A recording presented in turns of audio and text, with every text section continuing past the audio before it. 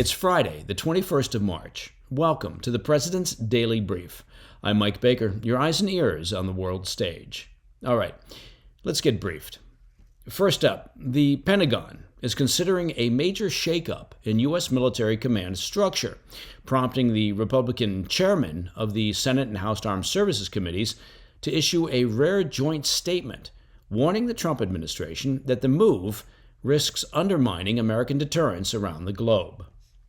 Later in the show, amid talks of a partial ceasefire between Moscow and Kyiv, Ukraine launched a major strike against a critical Russian strategic bomber airfield, dealing a significant blow to the Kremlin's aerial capabilities. This, of course, followed Russian attacks on Ukrainian civilian infrastructure the previous evening. Plus, massive protests erupt in Turkey after authorities arrested the top political rival of President Erdogan, a move the opposition condemned as an undemocratic coup attempt. Well, to be fair, Erdogan is an undemocratic strongman, so at least he's being consistent. And in today's back of the brief, the U.S. State Department has issued a $15 million bounty for a Chinese national and 3 accomplices accused of smuggling drone weapons and other sensitive military technology to Iran for nearly 20 years. Yeah, that's nearly 20 years. But first, today's PDB Spotlight. The Trump administration is facing some rare blowback from congressional Republicans as they mull plans for a shakeup of Pentagon operations that critics say risk undermining American deterrence around the globe. According to 2 defense officials and a Pentagon briefing document that was first obtained by NBC News, the White House is considering a massive restructuring of the U.S. military's combatant commands and headquarters.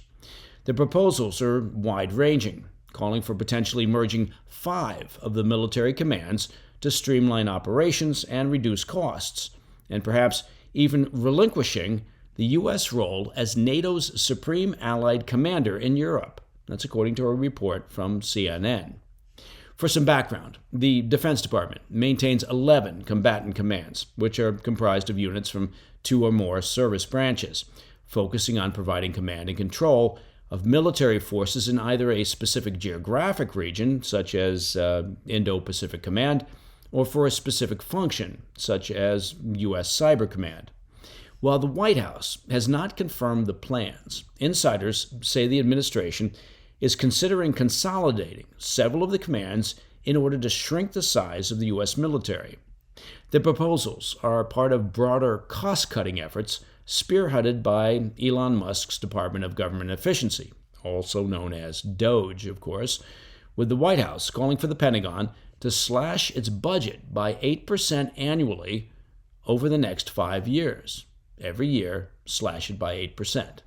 According to CNN's review of the briefing documents, the proposals call for potentially merging European Command and Africa Command into a single command based in Stuttgart, Germany, as well as combining U.S. Northern and Southern commands into a single AMERICOM command. It also proposes eliminating a directorate that oversees development, training, and education for the joint commands and halting the expansion of U.S. Forces Japan. While such cuts and consolidations could save the Pentagon billions of dollars over the next 5 years, national security officials say the plans hold serious negative ramifications for global security and American military dominance. AFRICOM, for example, was created back in 2007 after defense officials determined that security issues on the African continent warranted its own command. Well, that's logical. NORTHCOM and SOUTHCOM, meanwhile, have always been distinct, given that one focuses on homeland security issues in partnership with Canada and Mexico, while the other oversees security issues in Central and South America, along with the Caribbean. National security experts say such mergers could create blind spots in America's security apparatus, as the regions are simply too large for one person to oversee under a single command. Now, as I mentioned, the most notable revelation is that the administration is considering abandoning the U.S. role as NATO's supreme allied commander Europe. That's a position that's been held by a 4-star U.S. general for nearly 75 years. The reports, of course, triggered alarm among former military leaders and senior Republican lawmakers overseeing national security issues.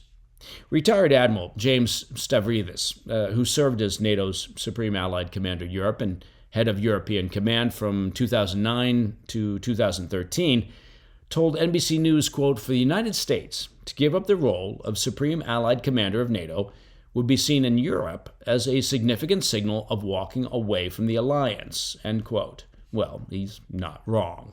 He added that it would be a, quote, "political mistake of epic proportion," and warned that, quote, "once we give it up, they are not going to give it back," end quote. Trying to get ahead of any potential restructuring, the Republican chairmen of the Senate and House Armed Services Committees issued a rare joint statement on Wednesday, saying that they'll not accept any significant unilateral changes to U.S. warfighting structure, warning that, quote, "such moves risk undermining American deterrence around the globe and detracting from our negotiating positions with America's adversaries," end quote. The revelations come at a time when Europe is already on edge over President Trump's diplomatic rapprochement with Russia and his calls for Europe to shoulder more of the continent's defense responsibilities. Still, the sources familiar with the matter told Reuters that these are only preliminary discussions, and the administration may ultimately determine that the proposals are not viable. The sources stress that no major announcements are imminent at this time. All right, coming up next, Ukraine launched a major strike against a critical Russian strategic bomber airfield, dealing a significant blow to the Kremlin's aerial capabilities. And massive protests erupt in Turkey after authorities arrested the top political rival of President Erdogan. I'll be right back. Welcome back to the PDB. For the third time in 10 weeks, Ukraine has struck Russia's Engels air base, that's home to its nuclear-capable bombers, triggering a massive explosion and fire hundreds of miles from the front lines of the war. A holdover from Soviet times, Engels houses Russia's fleet of Tupolev Tu-160 nuclear-capable bombers, unofficially known as the White Swans, as well as Tu-95 bombers that regularly carry out strikes on Ukrainian cities. Videos verified by Reuters on Thursday captured the extent of Kyiv's drone barrage damage, thick black smoke billowing over the airfield, nearby cottages reduced to rubble, and emergency crews scrambling to contain the blaze. Russian officials reported at least 10 injuries and ordered evacuations from the surrounding area. Now, despite the Russian Defense Ministry's claim that its air defenses intercepted 132 Ukrainian drones across multiple regions, Engels was still hit. Ukraine's Center for Strategic Communication bluntly stated that the airbase is now facing, quote, "serious difficulties" following the successful strike. This latest attack is part of an ongoing campaign targeting Engels and other key Russian military installations.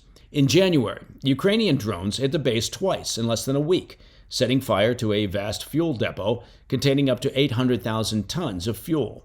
That inferno raged for 6 days. The January attack was part of Ukraine's largest long-range drone offensive since the war began, signaling its intent to erode Russia's ability to conduct airstrikes and missile barrages against Ukrainian cities. Kyiv's strategy is clear: systematically degrade Russia's capacity to wage war. Well, that's obvious. Ukrainian security services argue that each successful strike, whether on ammunition depots or oil refineries or strategic bomber bases, chips away at Moscow's ability to sustain its offensive. Even as these strikes escalate, Ukraine and Russia appear to be inching toward a potential ceasefire, one focused on energy infrastructure. After calls from President Trump this week, both Ukrainian President Zelensky and Russian President Putin signaled openness to a deal that would temporarily halt attacks on power plants, refineries, and fuel storage facilities. Note, though, that hours after Putin claimed to be open to such a deal, well, his military launched another drone and missile attack on Ukrainian infrastructure. Even if such an agreement is reached, it won't necessarily halt either side's military operations. In fact, it's almost guaranteed not to halt them. Kyiv, for its part, may simply shift its focus from energy infrastructure to Russia's military assets, including bomber bases like Engels, which have played a central role in Moscow's offensive capabilities. And Russia has shown no signs of halting its offensives, either in eastern Ukraine or its own Kursk region, where it's basically retaken all the territory once claimed by Ukraine following a surprise offensive in August of last year. Meanwhile, the war's human toll continues to mount. In a Thursday report, Britain's Ministry of Defense estimates that Russia has suffered up to 250,000 combat deaths since its full-scale invasion in 2022, with total casualties, and that's wounded included, approaching 900,000, making this the deadliest Russian military campaign since World War II. Ukraine, for its part, has also sustained devastating losses. In December, Zelensky reported that around 43,000 Ukrainian troops had been killed, with an estimated 370,000 wounded. Now, it's worth pointing out that casualty estimates remain difficult to verify, as both sides, of course, have an incentive to downplay their own losses and inflate those of their adversary. As the fighting rages on, U.S.-brokered negotiations are set to resume next week in Saudi Arabia in an attempt to agree to the terms of a potential 30-day ceasefire. That's a stepping stone toward a broader peace deal. Each side has accused the other, of course, of violating previous informal arrangements. For now, Russia's attacks, following Putin's call with Trump, and Ukraine's long-range strikes on Russian soil make one thing clear. Even if an energy infrastructure ceasefire is brokered, neither side has any apparent intention of halting fighting in the short term. Shifting to Turkey, thousands of protesters defied a street gathering ban on Thursday after the arrest of Istanbul's mayor, Ekrem İmamoğlu, on corruption and terrorism charges. Now, he's Turkish President Erdogan's top political rival, and his politically charged arrest has ignited widespread unrest and economic fallout. İmamoğlu, a popular two-term mayor, seen as the opposition's most formidable challenger, was taken into custody at his home on Wednesday morning. Hours before his arrest, he posted a video on social media denouncing the charges against him as an attempt to, quote, usurp the will of the people. His detainment was part of a broader operation that swept up over 100 others, including 2 district mayors and senior aides. Prosecutors allege that İmamoğlu had led a criminal organization engaging in bribery and fraud and money laundering, while also coordinating with the outlawed Kurdistan Workers' Party, otherwise known as the PKK, during last year's municipal elections. It's important to note, the PKK has waged a decades-long insurgency in Turkey and is designated a terrorist organization by both Ankara and Washington.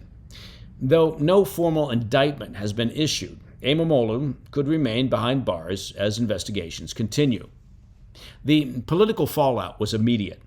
Turkey's main opposition party, the Republican People's Party, blasted the arrest as an undemocratic, quote, coup attempt. And despite the arrest, the party's leader vowed to proceed with the presidential primary vote, scheduled for Sunday, where İmamoğlu is widely expected to secure the nomination. Critics argue that the timing of the arrest is hardly a coincidence. Erdogan is in the second of his constitutionally limited 2 terms, but a loophole could allow him to run again in 2028 if early elections are called. Political observers say that scenario is becoming increasingly likely among Erdogan's ruling Justice and Development Party. İmamoğlu, meanwhile, has long been in the government's crosshairs. In 2022, he was convicted of insulting election officials. A charge that, if upheld, could temporarily bar him from holding office. And just days before his arrest, his alma mater annulled his diploma over procedural issues regarding a transfer from 1990, another move that supporters say is aimed at sidelining him. Notably, under Turkish law, a university degree is required to run for president. How convenient. The arrest triggered an international response. European Commission President Ursula von der Leyen called İmamoğlu's arrest, quote, deeply concerning, while Germany's foreign minister warned that opposition political space in Turkey is, quote, shrinking. Meanwhile, Turkish authorities moved to stifle dissent.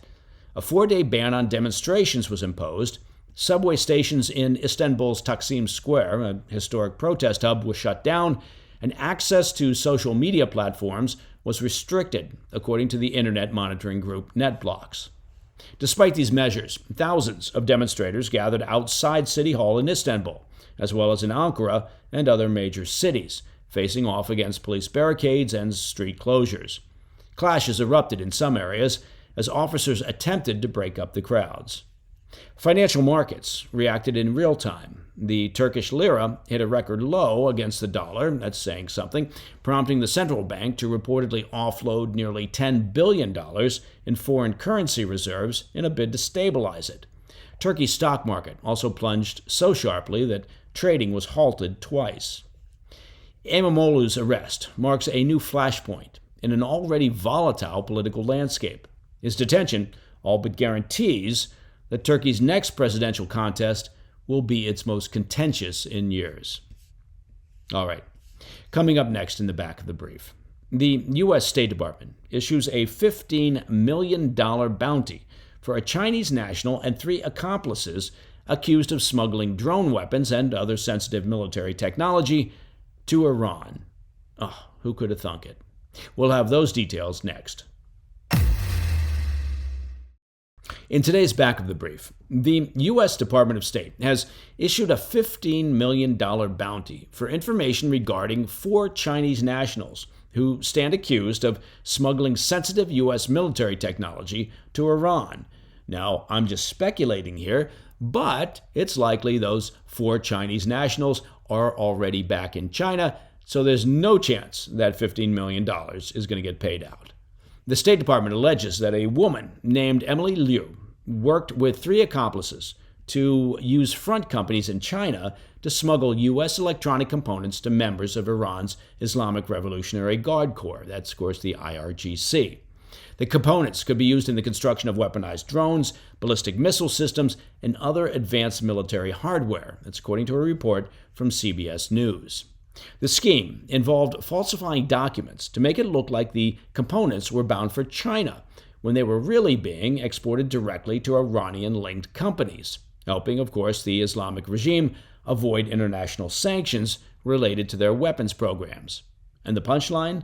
Well, the suspects have reportedly been engaged in this scheme for nearly 20 years. Alongside the State Department's announcement, the FBI issued federal arrest warrants for Liu and one of her associates and added them to their most wanted list. While their location is unknown, here's a clue, could be China, if apprehended, they face a litany of federal charges for conspiracy to unlawfully export and smuggle sensitive military technology.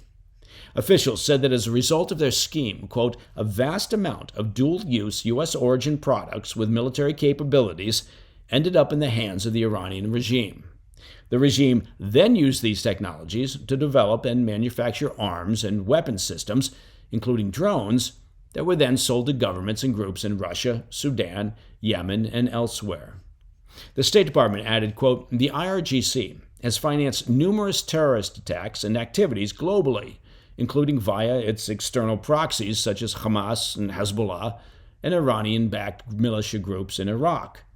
The IRGC funds its terrorist activities in part through sales of military equipment, including UAVs or drones, end quote. Now, the U.S. first charged the conspirators in January of 2024 under the Biden administration. And now the Trump administration is intensifying those efforts to bring them to justice and disrupt the financial mechanisms used by Iran to procure cutting-edge military technology. And that, my friends, is the President's Daily Brief for Friday, the 21st of March. And just like that, look at that, we're sitting atop another Friday. Now, for many folks, well, Friday means the joy of a weekend. But for even more people, Friday means the joy of another new episode of the PDB Situation Report. That's, of course, our highly acclaimed extended weekend show. As usual, this weekend we've got excellent guests, news updates on key stories around the globe, and, of course, expert insight. As always, the latest episode hits the airwaves tonight at 10 p.m. on the First TV and can be found on our YouTube channel at President's Daily Brief, as well as podcast platforms throughout podcast land.